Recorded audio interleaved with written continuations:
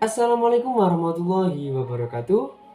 Halo teman-teman semua, bagaimana kabar kalian semua? Semoga kalian diberi kesehatan dan dilancarkan rezekinya. Oke teman-teman kalian semua, di sini saya akan menjelaskan tentang afiliasi pemasaran. Apa kalian tahu tentang afiliasi pemasaran? Oke, di sini saya akan menjelaskan sedikit tentang afiliasi pemasaran. Afiliasi pemasaran di dalamnya terdapat tiga bagian. Yang pertama, ruang lingkup afiliasi pemasaran. Dan yang kedua, cara dan strategi melakukan afiliasi pemasaran. Dan yang ketiga, manfaat, keuntungan, dan kerugian afiliasi pemasaran. Oke, lebih detailnya kita lanjut ke slide berikutnya.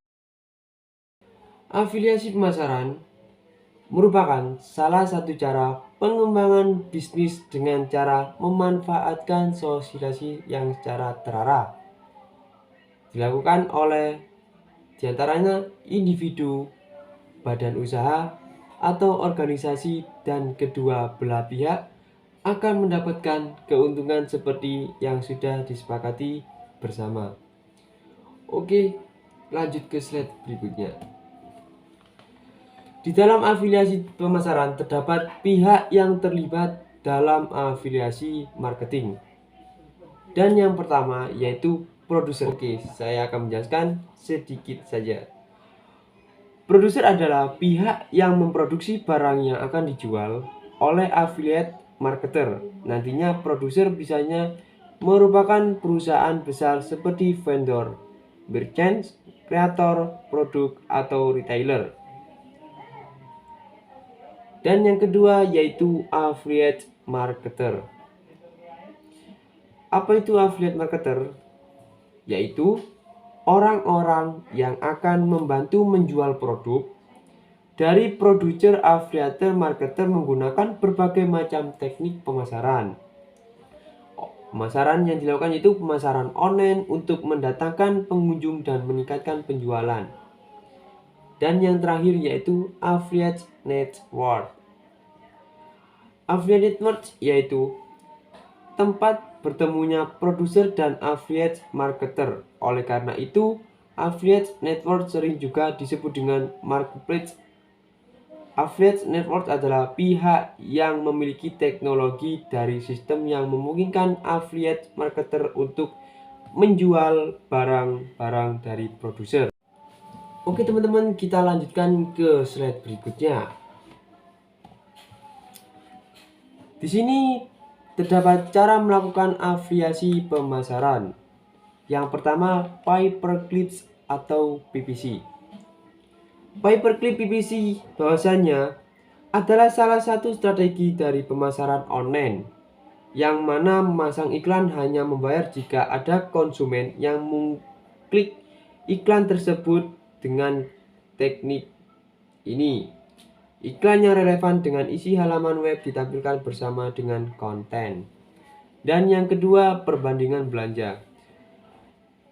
Perbandingan belanja online dan portal belanja di internet, banyak dari mereka menampilkan daftar pembandingan harga dari produk yang mereka tawarkan untuk dijual. Dan yang ketiga, pay per leads atau PPL.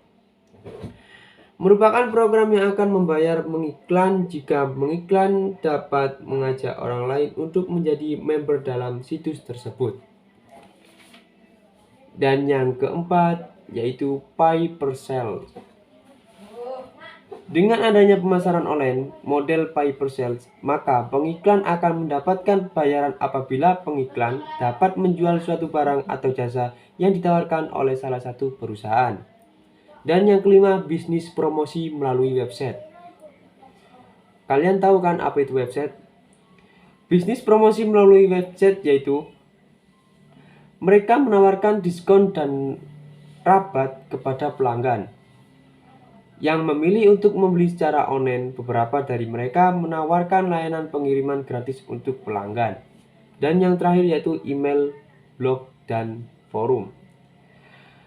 Menggunakan teknik pemasaran email untuk mencapai promosi bisnis mereka, menggunakan email untuk mengembangkan hubungan dengan pelanggan dan mendapatkan umpan balik pelanggan.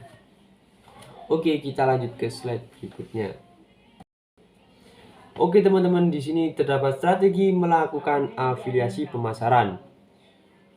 Di antaranya yaitu influencer, dan yang kedua blogger, dan yang ketiga landing page, dan keempat email marketing, dan kelima website besar. Oke teman-teman, di sini terdapat manfaat afiliasi pemasaran. Manfaat afiliasi pemasaran dibagi menjadi dua, yaitu manfaat bagi pemasar afiliasi dan yang kedua bagi pedagang. Bagi pemasar afiliasi terbagi menjadi 5, diantaranya yang pertama tidak perlu untuk membuat produk, yang kedua bisa memulai dengan tanpa modal, dan yang ketiga bisnis online termudah, dan yang keempat menghasilkan keuntungan, dan kelima menembus pasar dengan cepat.